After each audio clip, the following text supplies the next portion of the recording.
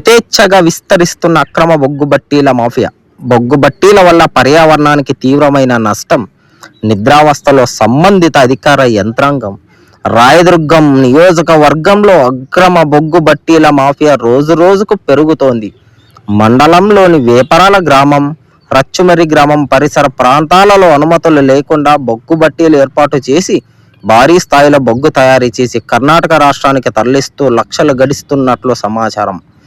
అదే గ్రామ పరిధిలో వేర్వేరు ప్రాంతాల్లో దాదాపుగా 5 బట్టీలు పనిచేస్తున్నాయని స్థానికులు తెలిపారు.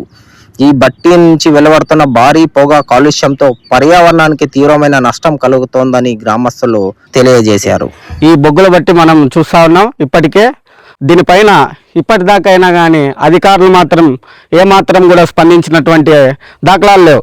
మనం చూస్తాం, వీళ్ళు ఈ ప్రాంత వాసులైతే కాదు, ఇక్కడ వచ్చి పనిచేస్తున్నటువంటి కార్మికులు, గుంటూరు జిల్లా సంబంధించినటువంటి కార్మికులు ఇక్కడ వచ్చి పనిచేస్తున్నారంటే వాళ్ళ పనికి తగ్గట్టు గిట్టుబాటు ధర లేదు.